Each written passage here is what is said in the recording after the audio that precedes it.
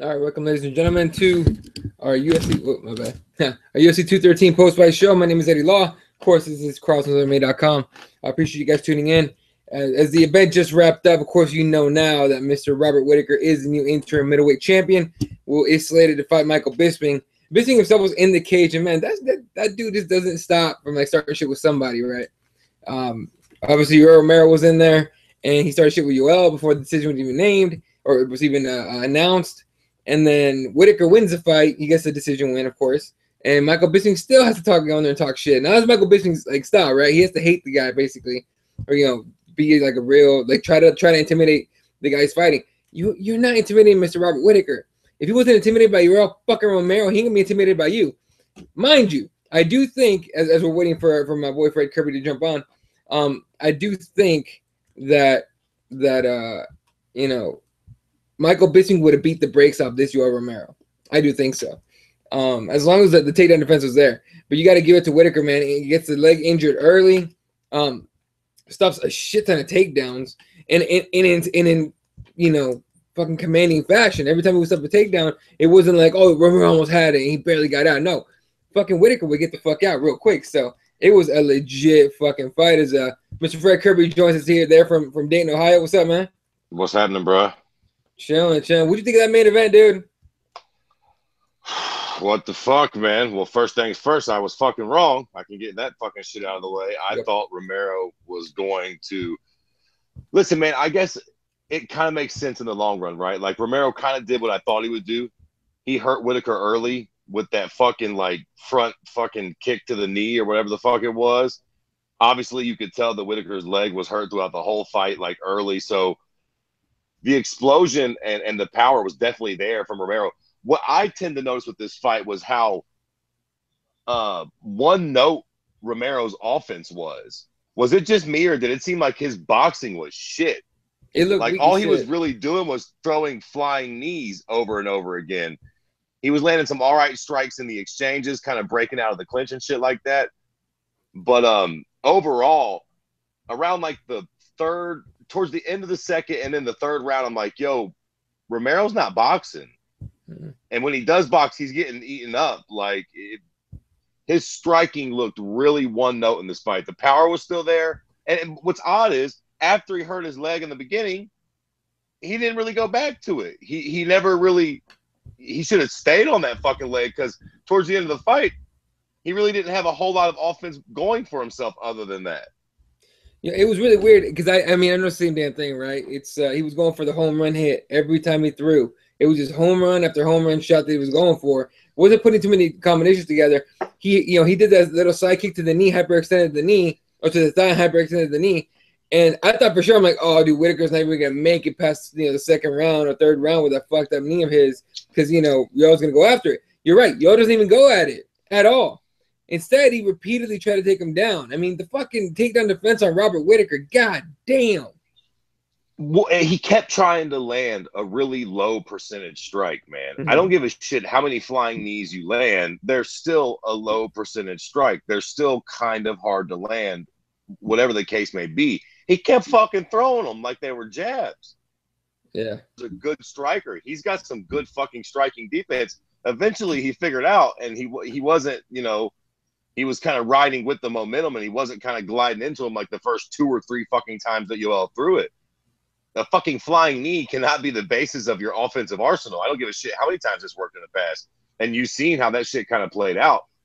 Yoel was doing some other things, but it felt like he kept going back to that well way too fucking often and became way too predictable with that shit and started getting chewed up. Can I just say for a second here, and this is not to shit on anybody, but what a strange world we live in, right? A few years ago, this was the division ruled by Anderson motherfucking Silva, the greatest fighter of quite possibly our generation. And even when he passed the torch on, it was kind of to Chris Weidman, and he had this undefeated aura about him. Now we got, all due respect, Michael Bisping fighting fucking Bobby Knuckles, a cat from who's been knocked out by fucking Stephen Wonderboy Thompson, a great striker, but a great striker at the weight division below. This feels like a very ironic, middleweight unification title bout. You know, Bisping seems like an unlikely champion, and quite frankly, Bobby Nux seems like an unlikely interim champion. No, I agree, man. It was a trip. Now, this is the main event, but only because the main event dropped out. Amanda Nunes pulls out of the fight before, maybe like hours before the event, right? Due to illness. Now, you know, everyone was saying weight cutting, and I said, shit, fine. Let's just take it for what it is. It was illness. Now, here's the fucked up part. Well, first of all, let's take your take on that. Her pulling out of the fight. Well, I mean, I guess whatever your fucked up part that you're about to get to has a strong bearing on my opinion of this shit, right? Because I assume the fucked up part that you're about to get to is the fact that she was actually medically cleared to still go ahead and fight, which means the doctor said okay. Yeah, listen, man, I don't fucking know. Part of me wants to fucking go, what the fuck, right? The doctor said you could fight. It's 6 hours before the fight. What could possibly be that wrong with you if the doctor's going to give you the go-ahead? That being said, I don't know what was wrong with her. I don't know. They say she fucking fell ill. What is this, Deadwood? The fuck does that mean she fell ill? She's puking? She's got the shits? Was she sick? You know, more than likely, like everybody assumes, it's a weight cutting thing. And listen, here's the fucking bottom line. If it's a weight cutting thing, fell ill my tits. You didn't fall fucking ill. You tried to cut too much weight and you pulled a Khabib on us. And this is fucking bullshit. If that's the case, I mean, Jesus fucking Christ. If you're going to do some shit like that, do it 48 hours, 72, a week before the fight. You did it fucking like 4.5 hours before the fight, man. There's literally nothing you can do. And Jesus fucking Christ, does it always got to be the cocksucking main event? Thank fucking God we had Romero and Whitaker to back us up on this one. Had we not had that, this fucking card would have tanked, Jack. This would have made Bellator's pay-per-view look good if we wouldn't have had that fucking paper, you know, that interim title on the line. That could have been devastating. And if it does come down to being a weight cut, the UFC's got to get a fucking stranglehold on this shit. You know, missing weight and more importantly, you know, getting yourself so fucked up by trying to make weight that you don't even make the goddamn fight. There's got to be, you know, I don't know, man, some kind of punishment or something that goes along. That's, you know, that's fucked. Yeah, as soon as she pulled out of the fight, people were calling for her to be stripped for the title and all that stuff. And I don't know about any of that shit, but you know, and again, Dana White's the one that put that shit out. You know what I mean? It didn't come out from anybody else, but Dana White says that, you know, just like you said, the doctor cleared her and she said she didn't feel good, so she didn't want to fight. You can't make anybody fight. The fact that they threw that out there, to me, sounds like someone getting thrown under the bus, but it's just we don't have enough details to make like an informed, you know, opinion on it. But goddamn, dude, you're the champion. Listen, what the fuck? Listen, I get it. I get why people would say that's getting thrown under the bus. But let me tell you something, Jack. If they're facts, they're facts. Yeah. You ain't throwing nobody on the goddamn bus if you just tell the truth. What's he supposed to do? Keep it quiet that she could have technically fought? And I mean, like I said, we don't know what's happening. Maybe she was sick. Maybe there's a lot that goes into it. But there's a lot that goes into that, right? She's a fucking champion. Millions of dollars rely on this whole thing. How fucking sick are you? There's been tons of stories of men and women that have went in that cage hurt, sick, emotionally fucking distraught. Yep. Lots of shit happens to people. She wouldn't be the first one that's had to overcome some shit and get in there. You can't just be like, my fucking belly hurts. I don't feel like going out to play today. It's a big fucking deal, this thing. You're the fucking champ. You're not opening up the prelims no more. You're closing out the fucking card on International Fight Week. What the fuck? Oh, dude, it was a big deal. Yo, how badass is Joanna Jędrzejczyk for saying she for trying to get that fight with Valentina Shevchenko? That was badass. Listen, okay, two schools of thought here. A, of course, that's fucking badass. Yeah. And I do think that she would take that fight. Mm-hmm. B, let's all just get a hold of reality for 2 seconds here. Everybody and their blind ass granny knew that there's no fucking way she's getting that fight on 6 minutes notice. No, it was literally impossible. But genius by her to put the video out wrestling, and because it does make her look like a total badass. That being said, don't get me wrong. I think if the UFC in an alternate universe would have called her bluff and said, "All right, bitch, get your fucking boots on," I absolutely believe she would have took that fight. But I think she done it very well knowing that, she's not getting that fucking fight. But Good on her though. Way to capitalize on Amanda Nunes's fuck up. Hey, fucking genius PR by her. I'll tell you what. Not everyone's fucking. Not everyone, is like fucking. She's more gangster than we thought she was. You know what I mean? Goddamn. All right. So of course, the co-main event ended up being Verdum versus Overeem. That was not a fight that anyone cared to see to begin with, and I hope we never see it again. But Overeem gets the win. You think he gets? He thinks he should get a title shot off of that. You think so? Oh man, gag me with a fucking fork, Jack. Fuck no, man. The heavyweight division is in shambles. I fuck with Stipe. He's an Ohio boy, and he knocked both these suckers out. So we still got a little something going with that. But no, man, no. Quite frankly, him winning the fight is fucking debatable. He was getting fucking thunderstruck for part of that fight. So, I'm definitely not willing. It ain't like he just went out and starched Fabricio. Yeah. The fight was slightly fucking boring.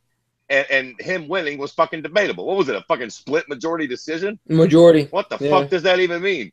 Yeah, you know what that means? In layman terms, he won by a fucking cunt hair. Yeah, he did. That's what that means. It means he fucking barely squeaked out a decision there. No, Alistair, you most certainly do not get a goddamn title shot. Whatever, man. Once Kane finally fucking gets his blood transfused or whatever's going on with him, give him Kane or something, but he sure as shit ain't getting no title shot. Not with the likes of Ngannou and, there's some other shit going on at heavyweight, and that horseshit performance from Overeem absolutely does not merit a title shot. No, fuck no. He's not going to get the title shot either. I mean, everyone's kind of waiting for Kane at this point, or Ngannou to start JDS and get thrown into the wolves there. On the YouTube comments, Uncle Hank saying Conor fought Chad with a torn ACL, referring to the Amanda Nunes thing. There you go. And Gary, whoever says Michael Jordan won a championship with the flu. Goddamn right he did. So, I guess it just depends on how comfortable you are fighting, feeling like and listen, let's put it out there for a moment there that nobody actually knows what's wrong with her. Exactly. If something comes out and a fucking case of the herpes flared up, or it was something that just couldn't have been avoided, I guess time will reveal itself. But listen, man, that was, this was a big decision to back out of this fight at such a, late notice like that. So I hope it was something fucking severe. We'll wait and see what actually comes out. No, definitely. Nonetheless. All right, then Daniel Malinchik and Curtis Blades fight to decision, which Blades takes in a boring-ass fight. But before that, Anthony Pettis and Jim Miller had one of the more entertaining fights of the year so far. That was a good fucking fight, man. Hold on. No, Jack.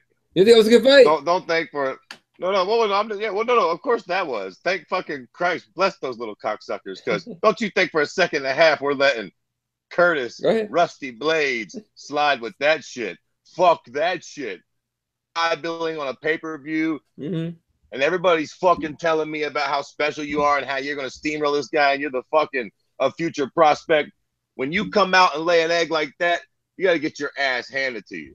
Let me tell you something, fucking Curtis Blades. That fight fucking sucked. And that's a W that goddamn nobody should be fucking proud of. Yeah. Did he win? Good. Curtis won, right? Yeah, he won. He won decision. Okay. Okay, yeah, I literally couldn't remember whether he won or not. That fucking fight was dull and tediously boring. What the fuck? And quite frankly, beyond the boringness of the fight, won though as fuck. He looked like a poor man's Brock Lesnar, and that ain't good, Jack. When you're heavy, when your striking is that bad in the heavyweight division, Curtis Blades is going to be a fucking sitting duck if he fights anybody in the top 10 and he can't get that takedown. And he couldn't get it against all of whatever the fucking check. So, yeah, listen, Curtis Blades, you're going to have to do a lot of fucking redemption song singing to get motherfuckers back on your hype train. You just ruined that shit. Yeah, no, for sure. And before the fight, I don't remember if you heard, he was all bitching about the fact that everyone thinks Ngannou was a real prospect and no one's talking about him.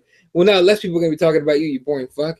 Like shit. Yeah, a whole lot less people. He's got some work to do to regain that ground. Now he has been properly ostracized for his shitty performance. We can get on to exactly what you said. Now, fucking Jim Miller and Anthony Pettis, that's a fucking fight. That was a good fight. And I tell you what,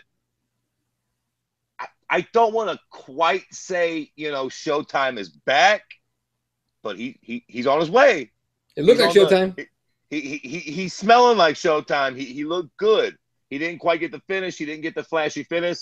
But I think he looked better than we've seen him in a long time. It's enough with the weight cut, and that's a smart thing.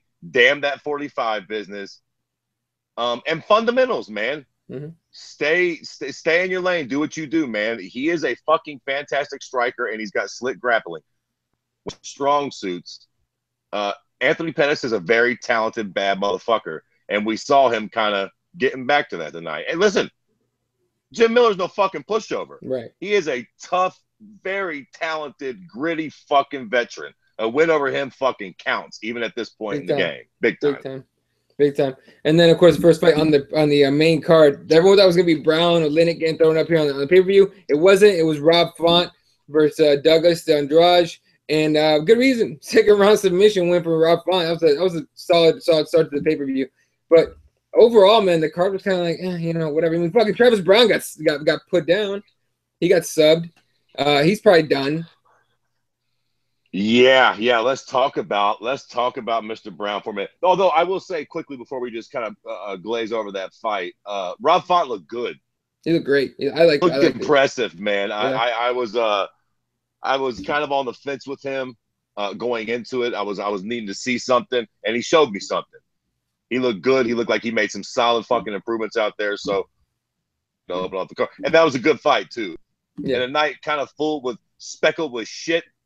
That was a solid fight to kind of keep me awake and not fucking snoozing off. But so listen, Travis Brown, cute cocksucker, man. I feel bad for him too because he's fucking talented. Guy, when he's laying the offense on, he can definitely hurt you. He's athletic as fuck. The problem with Travis Brown, in my slightly limited, humble opinion, is his striking defense is too shitty to be a heavyweight. Yeah. He just gets thunderstruck too often, man. Straight up and down. He gets hit too often to be a heavyweight. He gets outstruck by guys that he is a better striker than. Yep. But because they're heavyweights, it only takes one shot to put him on Queer Street, and then the whole fight's changed. I think we kind of seen that with this fight, man. He was looking good early, looking like Travis, looking agile as fuck for a big man. And then all of a sudden, he gets mollywopped upside his dome piece, fucking spirals downhill from there like it always does with Travis. Yeah, and I don't see him. I don't know. He's not relevant whatsoever in the heavyweight division now. I don't know if they cut him, but I mean, it just doesn't look good. Well, yeah, that's the question. What do you think, man? Listen, what do we got going on at heavyweight, right? We had Verdum and Overeem put on a remotely exciting fight. We had our up-and-coming blue-chip prospect, Curtis Blades, fucking put the whole place to sleep. So, at least the Travis Brown fight was fucking exciting, even though he came up on the shitty end of it. Do you think that they do give him up to a rising Bellator heavyweight division? Or do you think they just kind of say fuck it and keep him because, what are you going to do? Heavyweight isn't the most fucking stacked division in the UFC right now. And he still retains his name. 4 losses in a row, man. And 3 of them finishes. He's out, man. There's no way. I don't see them keeping him. I mean, maybe it depends on what his contract is, right? If they're not paying him too much fucking money, then fuck it. Keep him for one more fight. We'll throw him at somebody, that is on the come up, right? But if they're paying, if his contract is like a decent amount that he gets every fucking fight, like I think Overeem got $800,000 for that fucking performance tonight. I don't know how much Travis Brown got. So it depends. I think it depends on the contract. If it's a shitty contract, dude, he's gone. He's gone. Yeah, go ahead and go to Bellator and see what they don't do with you. Go for it. Have fun with that. But I don't know about him staying around. That's not like he lost to like punks either. He lost to Kane, Verdum, Derek Lewis, and now Olenek. But yeah, it's a trip, dude. Sliding downhill a little bit there. Oh yeah, at the very end, yeah, for sure. All right. Any other fights you want to talk about on this card? I don't know what happened. Remind me. I honestly, what? I have my nephew with me, so I only got to watch the main card. I didn't get to watch the rest of it really. I think most of the fights on the prelims were uneventful from what I can remember. I There was a guess. couple. I think there was like 3 finishes, but it wasn't like anything too crazy. Let me pull up the YouTube comments in case someone's freaking out to say something. Yeah, I was saying, come on, somebody's watching. Yeah. I see. Gary, whoever says UFC still keeps Brown most likely. They have allowed Arlovsky to fight this far, true, or thus far, true. That's a fucking fair point. He beat the man who just beat Fedor. Yeah, his last win was Matt Mitrione in 2016. Uncle Hank says head movement. And then Gary, whoever says Travis Brown was the greatest heavyweight of all times for a few minutes back in 2012, 2013. And he's got minimum wage plus an employee discount. Get out of here. All right, well, I don't see anybody talking anything about the prelims. So, I mean, overall, dude, just the Amanda falling out of this card in the minutes that announcement, like after the announcement got made, like everybody was talking about, I'm not buying that shit. Like nobody bought it. And in fact, I believe NSAC, Nevada State Athletic Commission rules say that if the main event falls out, that the UFC has to offer refunds as far as tickets go. And that's probably what they ended up doing. But yeah, dude, it looked like a dead arena. It didn't have a feeling of even a regular pay-per-view. Even the boos were late for every fight that had to be booed. Even those fuckers were late. You know what I mean? So it is what it is. All right. Let's talk about stuff that's coming up. Tuesday Night Contender Series begins this Tuesday night, July 11th. A 5-fight card on UFC Fight Pass. So that's something to look forward to. And then after that, July 16th is a Sunday in Scotland. That's a Scotland card headlined. It was co-main by Jojo Calderwood. It's headlined by Santiago Ponzinibbio against Gunnar Nelson. Yeah. And then co-headline Cynthia Calvillo against Joanne Calderwood. Stevie Ray against Paul Felder's also on that card. So overall, it's a solid free card, or you know, solid. Yeah, it's a solid free card. It's a fight night. That starts early. That's like a noon my time, 3 p.m. your time card. So. Yeah, that's what I was going to say. It's got a weird start time. And then July 22nd is a Saturday. That's the Weidman Gaslam card with the co-main of Dennis Bermudez against Darren Elkins. Patrick Cummins versus Gian Billante on there still. And this is a fun fucking fight. Jimmy Rivera against Thomas Almeida. And then after that, it's going to be UFC 214, which is stacked to shit right now. It is stacked the fuck up. Like 214, man, is fucking looking beautiful right now. If even half those fights like stay on, we're good, right? I mean, Jones, Cormier 2, Woodley Maya, Cyborg Evinger, yeah, Lamas Knight, all those guys. I mean, I want to see them all. I want to see them all, and the card is stacked. But god damn it, just let Jones and fucking DC fight. As long as that one makes it, I'll be. For Christ's sakes, just let the MMA gods let them fight. Gee, no kidding. All right, real quick before we end this shit, man. Michael Bisping was in the cage when Robert Whittaker, the decision was announced. And before the decision was even announced, him and Romero started going at it, dude. And then after the decision was announced, fucking Michael Bisping goes up with his own belt and says, I wanted to come in here and talk shit, but that was a great performance. But, you know, but you're standing there thinking you're a champion and shit, and he throws his belt on the ground. Here, take this, come fucking fight me for it, bitch, or something like that, and walks away. Now, mind you, Michael Bisping does do the post-fight shows for FS1 or for Fox Sports. He'll be on there, and Robert Whittaker will likely be on there too. So I probably already missed it. I'm not even watching it, but I probably already missed it. But I'm sure they're going back and forth. What do you think of Michael Bisping being in there talking shit from like right on the spot?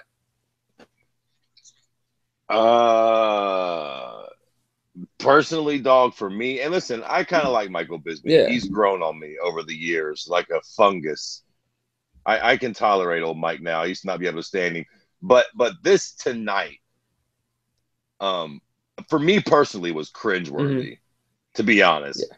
It's like one of those things where like you're just so embarrassed you can't even look at your friend if they say some annoying, obnoxious shit in public. You're just like, oh my God, did you really just say that?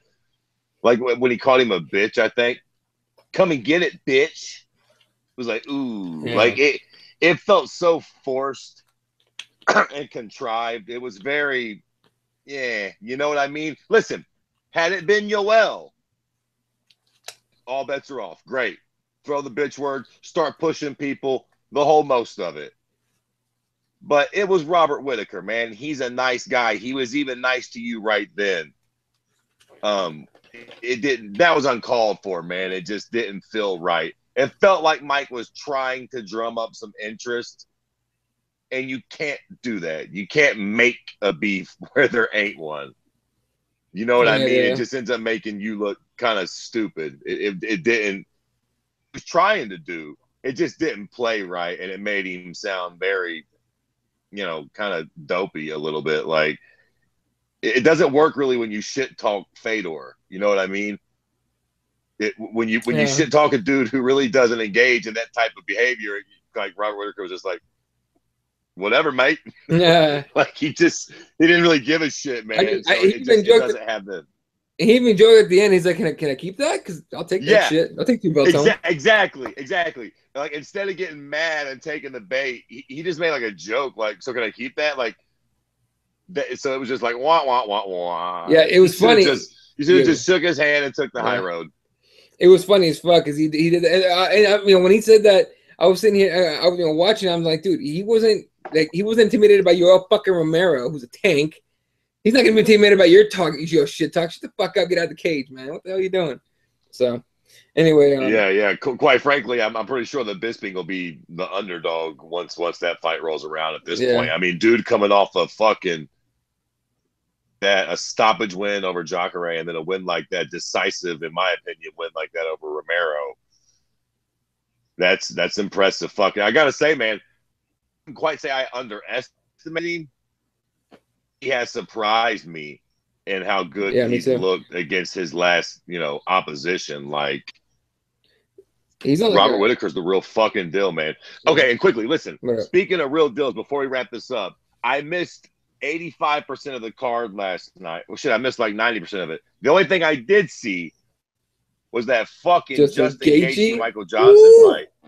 We just take a minute here to give Justin Gaethje his proper props. Salute, and listen, sir. Is it safe to say that Justin Gaethje had the performance of the weekend, even more so possibly than Robert Whitaker?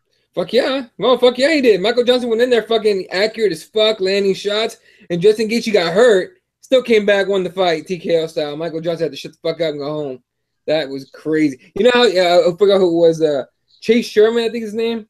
I think he's a light heavyweight or heavyweight in the UFC. He's like big into Twitter now, and he tweeted out something like that's how you know a guy gave all his all, because Gaethje tried to climb the cage one time and fell right the fuck off, and then he had to climb it a second time, and he struggled to get up there. He finally got up and did his little backflip, like, you know what I mean? All that shit was just fucking nuts, man. But yeah, you know what's interesting about Gaethje? I actually kind of enjoy Gaethje's shit talk. It was weird, but yeah. It seems genuine, though. Yeah. In a weird way, and I know people are going to freak out about this comparison, it almost feels Conor-esque. And I obviously don't mean in that like he's brash or outgoing. It feels like he believes it. When that motherfucker said, "I'm looking for my equal," it fucking made me nervous. Yeah. Like I bought that he doesn't care to lose or be killed in battle. He's like seeking a man that can actually push him to that degree. And when he says that, like, when he says who's next, I'm looking for my equal. You sign on the dotted line to fight Justin Gaethje, you better know that you're gonna be in a goddamn fucking fight. For sure. No, fucking for sure. Yeah. Real quick on the YouTube of the weekend. Oh, for Gaethje, yeah, fucking 100%. Fuck yeah. All right. Real quick before we go, on YouTube, Gary whoever says Bisping was desperately trying to create drama. Robert said, talking about the belt, if it came in a necklace, I'd wear that too. Yeah, fuck yeah.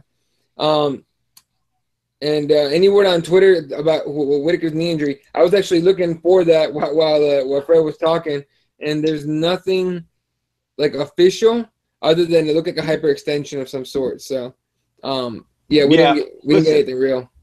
I'm not a fucking doctor, but I've seen a lot of goddamn fights, and it could be fucked up, but I would imagine by how he was still able to perform on it, it probably is just, kind of fucked up. It's probably fucked up and sore, but I don't think he probably tore or broke anything major, because he was walking. he was still walking. I mean, you could tell he was hurt, but he was still kicking with that motherfucker. I mean, I'm sure he wasn't able to put as much stank on his punches as he wanted, but he was still fucking backing Romero up with his shit. So he was still able to generate some force and torque off of that shit. Definitely. All right, Amanda Nunes has actually released a statement about an hour and 20 minutes ago on Instagram, or no, it's Twitter. Which one of those? I think it's Twitter. Saying, sorry to all my true fans. The fight will be rescheduled and I will be back at 100%. That's all she gave us. She didn't tell us anything more. So we remain in the dark as far as what the fuck is going on with that shit. But, yeah. Anyway. All right. It's going to do it for us, ladies and gentlemen. Thanks for watching our UFC 213 post-fight show. The press conference should be going on right now, so if you want to tune over, go to the UFC's YouTube. You should find it on there. Everybody else kind of just fucking jacks their stream and puts it on there on their own YouTube channels. You can follow Kirby at Kirby_MMA. You can follow me at Ela31. The page is at Crossroads MMA, of course, at the MMA Advocates. And again, we'll be back on Wednesday. Hopefully, I'll be in a different time zone. I'll be in Hawaii, but I'll be jumping on here to do the show anyway. I don't give a fuck. And except it'll be a lot sunnier where I'm at when, compared to where you fuckers are at for sure. Anyway, all right. Shout out to everybody on the team and everybody watching. Gary, Uncle Hank, Robert, everyone tuning in. Appreciate you guys tuning in. Catch you guys later. And good night, Wilshire.